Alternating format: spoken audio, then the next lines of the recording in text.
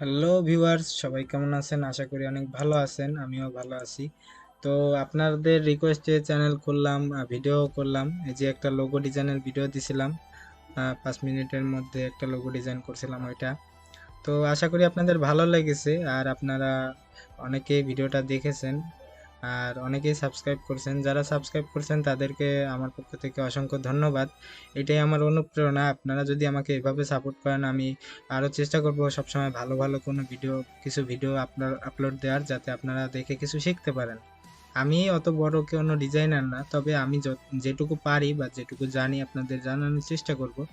তো আশা করি সবাই আমার পাশে থাকবেন, সাপোর্ট করবেন। তো আজকে আমি আপনাদের দেখাবো একটা থাম্বনেল ডিজাইন। আমি আপনারা সবাই জানেন যে আমি একজন থাম্বনেল ডিজাইনার।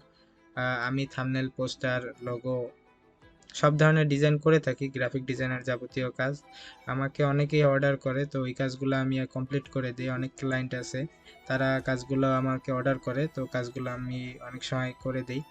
তো আপনারাও যদি কারো দরকার হয় মিউজিক ভিডিও, নাটক, ফিল্ম পোস্টার, সিনেমার পোস্টার, যে কোনো ধরনের পোস্টার, থাম্বনেল বা যে কোনো ধরনের ডিজাইন প্রয়োজন হলে আপনারা আমাকে নক দিতে পারেন। ভিডিওর ডেসক্রিপশনে আমার পেজ এবং আমার আইডি লিঙ্ক দেওয়া থাকবে। তারপরে চ্যানেলেও অ্যাড করা আছে আমার আইডির লিঙ্ক, আমার পেজের লিঙ্ক। আপনারা চাইলে সেখানে নক দিয়ে আমার থেকে কাজ করিয়ে নিতে পারবেন, এবং যে কোনো সমস্যা হলে আমার থেকে টিপস বা হেল্প নিতে পারবেন। এই যে আমার পেজ, এই পেজে আপনারা চাইলে নক করতে পারবেন। এখানে আমি থাম্বনেল, পোস্টার বিভিন্ন ধরনের ডিজাইন করে আপলোড দেই। আমার কাজগুলো সব, প্রায় ম্যাক্সিমাম কাজই এখানে আপলোড দেওয়া থাকে, আপনারা চাইলে দেখে নিতে পারবেন। তো আমার পেজের নাম ডিএস ক্রিয়েশনস, তো আর আইডির নাম দীপঙ্কর হালদার, এবং আমার ইউটিউবের নাম হচ্ছে ডিএস ড্রিমস অফিসিয়াল। তো আপনারা যে কোনো জায়গায় আমাকে যোগাযোগ করবেন আমার সাথে, আমি আপনাদের সাধ্যমতো টিপস বা হেল্প করার চেষ্টা করব। তো চলুন ভিডিও শুরু করা যাক। তো আজকে একটা হরর থাম্বনেল বানিয়ে আপনাদের দেখাবো। এই যে থাম্বনেলটা আমি বানাইছি, আর এইটা হচ্ছে মেইন পিকচারটা। ক্লায়েন্ট আমাকে এই পিকচারটা দিছিল এবং এটা থেকে আমি এই থাম্বনেলটা বানাইছি। জানি না কেমন হয়েছে বা আপনাদের কাছে কেমন লেগেছে। আমি আমার বেস্টটা দিয়ে ভালো কিছু করার চেষ্টা করছি। তো আজকে আপনাদের এইটাই বানাই দেখাবো। তো চলেন শুরু করা যাক। প্রথমে আমরা ইলাস্ট্রেটরে চলে যাই। এই যে ফন্ট, এইটা সিলেক্ট করলাম আমি এই কাজের জন্য, শরীফপূর্ণি ফন্ট। আপনারা ফন্ট বিডিতে পেয়ে যাবেন। তো তারপরে আমরা সর্বপ্রথম ফন্টটা, এই যে অবজেক্টটিকে এক্সপান্ড করে নিলাম। এক্সপান্ড করে তারপরে আনগ্রুপ করে নিলাম। আমি স্পেসগুলো কমিয়ে দেবো, এই যে ভিতরের স্পেসগুলো আছে এগুলো সব কমিয়ে দেব। এটা তেমন বেশি কোনো কাজ করব না টাইপোগ্রাফিতে। আপনারা চাইলে আরো অনেক কাজ করতে পারবেন টাইপোগ্রাফি, বা নিজে ক্যালিওগ্রাফি করে ওইটাতে কাজ করতে পারবেন। তো আমি যেহেতু এটা ডার্ক থিমে করতেছি, বা এটা আহ, একটা হরর টাইপের করতেছি, তো আমি ডাস্ট ভেক্টর টেক্সটের ভিতরে ডাস্ট একটা ইফেক্ট রাখবো। এই যে ডাস্টটা নিলাম, কপি করলাম, তারপরে ইলাস্ট্রেটরে গেলাম, তারপরে পেস্ট করলাম কন্ট্রোল ভি থেকে। ভি দিলে পরে পেস্ট হয়ে যাবে। তারপরে এটা আমি এরকম করলাম। তারপরে ইমেজ ট্রেস, এই যে অপশনটা আপনাদের, এখানে ইমেজ ট্রেস দিবেন। তারপরে ইমেজ ট্রেসে ঢুইকা তারপরে এটা বাড়াই দিলাম, যাতে সবগুলো যে আছে স্পটগুলো যেন সব দেখা যায়, সবগুলো যেন এখানে ক্লিয়ারলি হয়। তো দেখেন এই যে এটার পিছনে একটা হোয়াইট ব্যাকগ্রাউন্ড আছে। হোয়াইট ব্যাকগ্রাউন্ডটা আমরা কিভাবে রিমুভ করব? নাইলে তো এখানে এই ইফেক্টটা দিতে পারবো না আমরা। তো হোয়াইটটা রিমুভ করার জন্য এখানে ইগনোর হোয়াইট লেখা আছে, এই অপশনটা টিক দিলে পরে ইগনোর হোয়াইট হয়ে যাবে। তারপরে এখান থেকে এক্সপ্যান্ড করে নেবেন। এক্সপ্যান্ড আমি খুব দ্রুত দেখাচ্ছি, কারণ অনেক ভিডিও লং হয়ে গেলে আপনাদের দেখতে অসুবিধা। তো তারপরে এখান থেকে আপনারা পাথ ফাইন্ডারে চলে গিয়ে এই পুরোটাকে একটা পাথে নিয়ে আসবেন। এই যে এখানে প্রথমটা দিলাম ইউনিটে দিলে এটা পুরোটা একটা হয়ে গেছে। তারপরে এই যে আমার ডাস্টটা, এটা আমি টোটাল ধরে আনলাম আয়না, তারপরে টেক্সটের উপরে এইভাবে রাখলাম।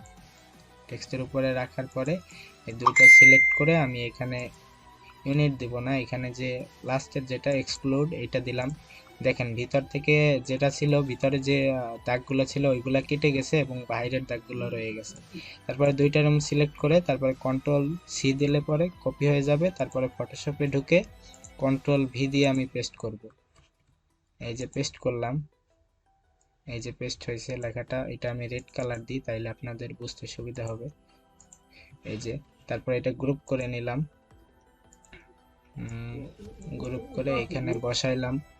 এখানে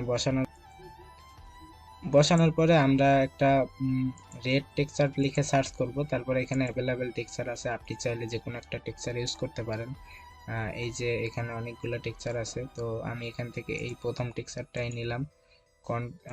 কন্ট্রোল সি থেকেও কপি করতে পারেন, বা এটা ক্লিক করে মাউসে এখান থেকে কপি ইমেজ দিয়ে তারপরে ফটোশপে ঢুইকা এখানে কন্ট্রোল ভি দিলে পরে এটা পেস্ট হয়ে যাবে। তো এইখানে পেস্ট হওয়ার পরে আপনারা টেক্সটের উপরে একদম যেখানে রাখতে চান এই টেক্সচারটা রাখবেন। তারপরে কন্ট্রোল অল্টটা চেপে ধরে এই যে দেখেন একটা তীর চিহ্নের মতো আসছে, তারপরে এখানে চাপ দিবেন। এখানে চাপ দিলে পরে আপনার ক্লিপিং মাস্ক হয়ে গিয়ে এখানে দেখেন পুরো টেক্সটার উপরে এই ইফেক্টটা পড়ে যাবে। তারপরে আমি কন্ট্রোল ইউ থেকে এটা আরো রেড বাড়াই দিলাম।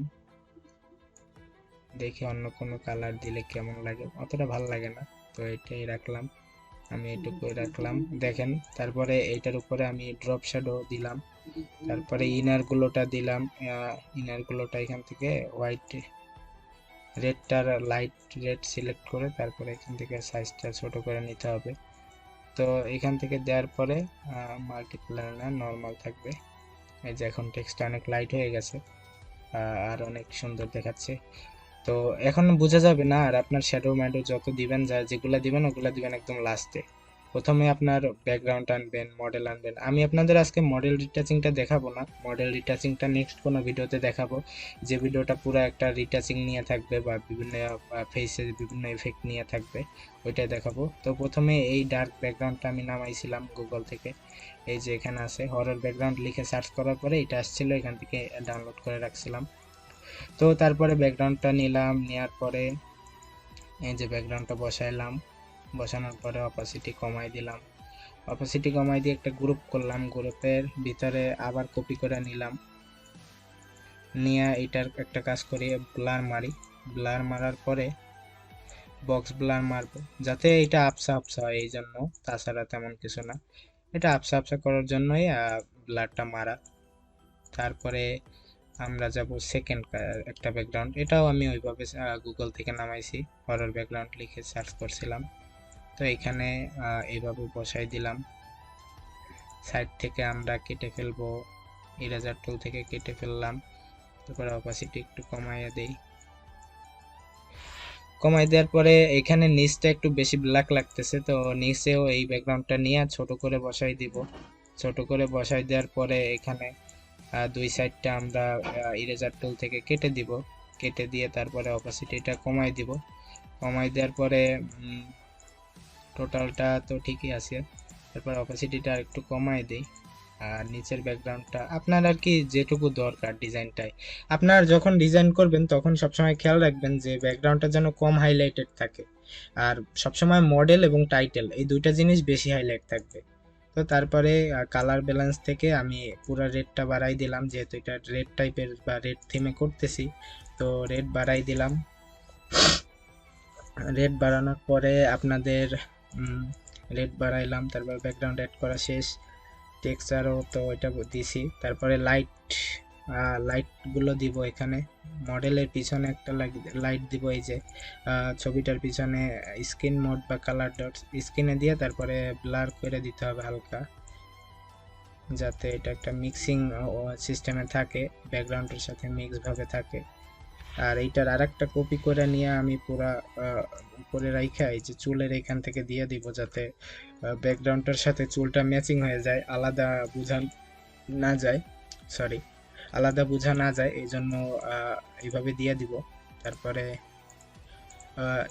এখানে একটা, এটা নাইট থিম বোঝাইতে এখানে আমি একটা মুন ইউজ করবো। মুনটা লাইট ইন রাখলাম। তারপরে আমার এই পিএনজিটা একটু ঝামেলা আছে পিএনজির, এই জন্য এইখান থেকে কাইটা দিব। তো তারপরে এই যে লাইটটা ইউজ করছিলাম ওইটা আরেকটা অল্টা চেপে ধরে কপি করলাম। তারপরে ওই লাইটটা নিয়ে আবার এই যে মনের এখানে একটু নিচে ছোট করে দিয়ে দেই, যাতে এটা লাইটের মতো বোঝা যায়। তো বসাই দিলাম। তারপরে এখন দেখেন টেক্সট অতটা হাইলাইট হইতেছে না। তারপরে ব্যাকগ্রাউন্ডটা ধরে আমি এই যে মাস্কিং এ ক্লিক করে তারপরে এই যে গ্রেডিয়েন্ট টুলটা আছে, এইখানে গ্রেডিয়েন্ট টুলটা সিলেক্ট করলাম, আর উপরে ব্ল্যাক থাকবে। তো তারপরে এই যে টান দিলাম, এখন দেখেন এই যে ব্ল্যাকটা ব্যাকগ্রাউন্ডটা ইরেজ হয়ে যাইতেছে। এখানে অপাসিটি সবসময় কমাই রাখবেন, এখানে আরো কমাই রাখবেন।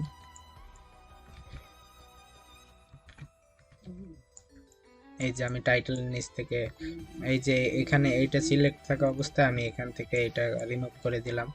এই যে টাইটেলটা এখন হাইলাইট হয়ে যাচ্ছে। আমি একটু কম করি,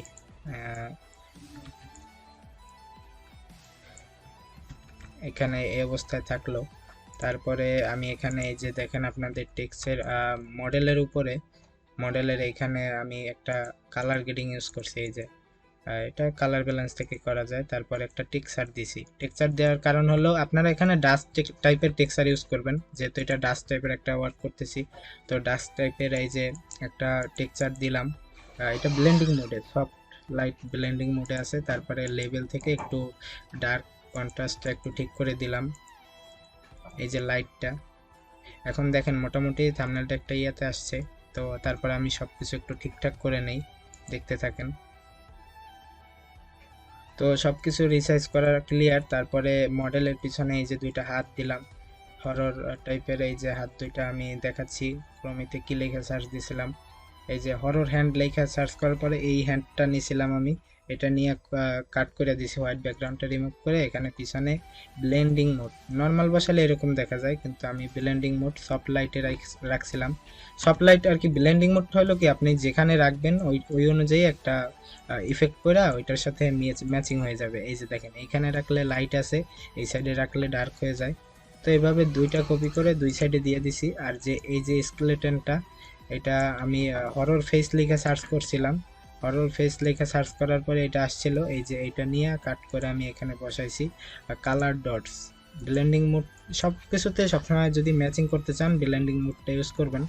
তারপরে তো এই যে এটা হচ্ছে মুন, আর এই হচ্ছে টাইপোগ্রাফি, আর এই লেখাগুলা তো ক্লায়েন্ট আপনাকে দিয়ে দিবে। তো এই ছিল মোটামুটি ওয়ার্ক। তো এখন আমি সব লেয়ারগুলা হাইড করি, তারপরে আপনাদের একটা একটা করে আমি ভিজিবল করব আর দেখাবো। এই প্রথমে ব্যাকগ্রাউন্ডটা নিলাম, তার উপরে ব্যাকগ্রাউন্ডটা ব্লার করে উপরে বসাইলাম। তারপরে কর্নারে একটা ব্যাকগ্রাউন্ডের অর্ধেক বসাইলাম, একটা কর্নার বসাইলাম। নিচে অন্ধকার লাগতেছে এই জন্য ব্যাকগ্রাউন্ডের আর একটা ব্যাকগ্রাউন্ড বসাইলাম ছোট করে। তারপর কালার গ্রেডিং দিয়ে রেড করলাম পুরাটারে। তারপরে লাইট, এটাও লাইট টেক্সচার। আপনি ডাস্ট টেক্সচার লেখা সার্চ দিলে অ্যাভেলেবেল অনেক টেক্সচার পাবেন, ওইগুলা ব্লেন্ডিং মোডে ইউজ করবেন এখানে। তারপরে হাত দুইটা, তারপরে ওই যে হরর ফেসটা, তারপরে মডেলে কালার গ্রেডিং করছি, টেক্সচার দিছি। তারপরে লেভেল থেকে কালার কন্ট্রাস্ট একটু ঠিক করছি। তারপরে মুনের পিছনে একটা লাইট দিছি। তারপরে এই টাইপোগ্রাফি, তার এই পাশে এই লাইটটা ছিল না, পরে আমি দিছি। দেখেন এই যে চুলটা ম্যাচিং হইতেছে না ব্যাকগ্রাউন্ডের সাথে, তারপরে লাইটটা দিছি, পরে ম্যাচিং হয়েছে। তো তারপরে এইখানে তো বাকি লেখাগুলো দিয়ে দিলাম। তো এই হলো ফাইনাল লুক আপনার থাম্বনেলের। দেখেন এই যে ফাইনাল লুকটা।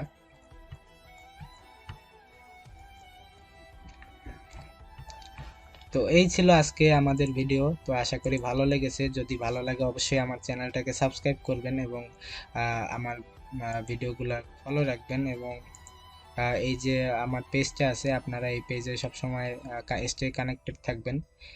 সবাই লাইক দিবেন আমার পেজটাকে, এবং এই পেজে আমি আমার রেগুলার ভিডিওগুলো আপলোড দিব, এবং পেজেও ভিডিও আপলোড দিব, ইউটিউব চ্যানেলে আপলোড দিব, এবং আমার ডিজাইনগুলো এই পেজে পেয়ে যাবেন। তো আপনারা সবাই আমার সাথে থাকেন। ধন্যবাদ। দেখা হচ্ছে নেক্সট আরও একটা ইউনিক কোনো ভিডিও নিয়ে।